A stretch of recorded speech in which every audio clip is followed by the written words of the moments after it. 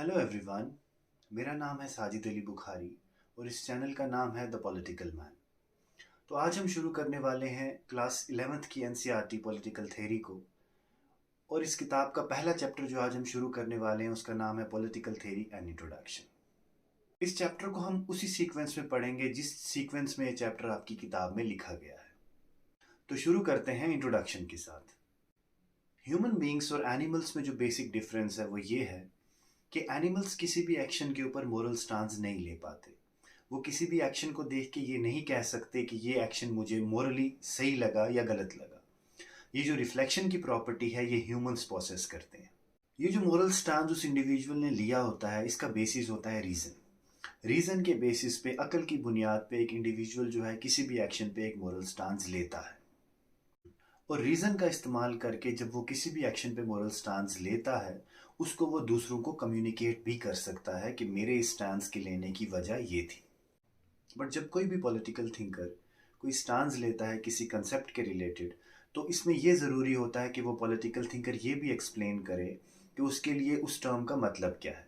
जैसे for example, अगर एक पॉलिटिकल थिंकर ये कहता है कि मुझे डेमोक्रेसी पसंद है या वो ये कहता है कि मुझे डेमोक्रेसी पसंद नहीं है, तो इसमें यह भी मैंडेटरी है कि उसको पहले ये एक्सप्लेन करना पड़ेगा कि मेरे लिए डेमोक्रेसी का मतलब क्या है। तो अगर आप इस पूरी किताब में देखेंगे, ये पूरी किताब डील करती है उन कंसेप्ट्स के साथ जिन कंसेप्ट्स को एक्सप्लेन करना किसी भी पॉलिटिकल थिंकर के लिए इम्पॉर्टेंट है, क्योंकि उसने इन्हीं टर्म्स के रिलेटेड स्टांस लिया हुआ है।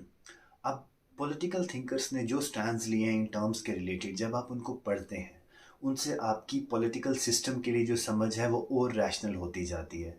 अब आप अपने पॉलिटिकल सिस्टम को और रैशनली देखना शुरू करते हैं, उसको रैशनली क्रिटिसाइज करना शुरू करते हैं, और आप ये भी अच्छे से जज कर पाते हैं कि ये जो सारे कंसेप्ट हैं ये हमारे पॉलिटिकल सिस्टम में कितनी अच्छी तरह से एम्बेडेड हैं, हमारा सिस्टम कहाँ लैक करता है इन कंसेप्ट्स की एप्लीकेशन में, और कहाँ कहाँ हमारा सिस्टम जो है वो प्रोग्रेसिव है। जो अगला टॉपिक है इस चैप्टर का वो है कि पॉलिटिक्स क्या है। तो कुछ लोगों के लिए पॉलिटिक्स जो है वो सोशल सर्विस है। अगर किसी इंडिविजुअल को सोशल सर्विस करनी है तभी वो पॉलिटिक्स में आ सकता है। कुछ इंडिविजुअल के लिए पॉलिटिक्स जो है वो मैनिपुलेशन है। जो भी इंडिविजुअल पॉलिटिक्स में आता है या पॉलिटिक्स करता है वो सेल्फ इंटरेस्टेड है, वो सोसाइटी में अपने इंटरेस्ट को प्रायोरिटी दे रहा है और वो सोसाइटी की बेहतरी के लिए नहीं सोच रहा है। तो उनके अकॉर्डिंगली बेसिकली पॉलिटिक्स जो है वो मैनिपुलेटिव है और सिर्फ अपने सेल्फ इंटरेस्ट के बारे में सोचती है। और ओवरऑल उनके लिए पॉलिटिक्स जो है वो एक अनडिज़ायरेबल एक्टिविटी है। अगर हम ब्रॉडली देखें तो पॉलिटिक्स का मतलब ये नहीं है। पॉलिटिक्स में इंडिविजुअल जो है वो कलेक्टिवली पूरी सोसाइटी के लिए डिसीजंस ले रहे हैं। अलग अलग ग्रुप्स अपने इंटरेस्ट को आगे रख के ओवरऑल सोसाइटी की प्रोग्रेस के लिए डेलिब्रेशन करते हैं, मिल बांट के बैठ के एक डिसीजन लेते हैं जो ओवरऑल पूरी सोसाइटी पे अप्लाई होता है।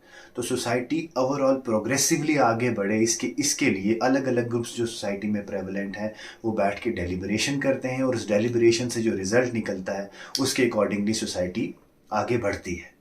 ये सिर्फ लिबरल कंसेप्ट ऑफ पॉलिटिक्स है, बट अभी आपको 11th क्लास में जितना लिखा गया है उतना ही पढ़ना है। और एक ये कॉमन मिसकंसेप्शन भी है कि पॉलिटिक्स जो है वो कन्फाइंड है सिर्फ फॉर्मल स्ट्रक्चर्स में, यानी कि पॉलिटिक्स जो है वो सिर्फ कन्फाइंड है गवर्नमेंट और उसकी ऑर्गन्स तक।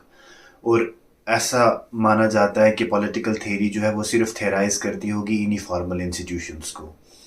बट पॉलिटिक्स जो है वो सिर्फ कन्फाइंड फॉर्मल स्ट्रक्चर्स में नहीं है। इनफॉर्मल स्ट्रक्चर्स जो हैं वो भी फॉर्मल स्ट्रक्चर्स को बहुत मैसिवली इम्पैक्ट करते हैं। जैसे जो सोसाइटी में प्रेशर ग्रुप्स हैं, जैसे फार्मर्स का ग्रुप हो गया, कोई ट्रेड यूनियन होगी, ये सरकार के डिसीजंस को मैसिवली इम्पैक्ट करती है।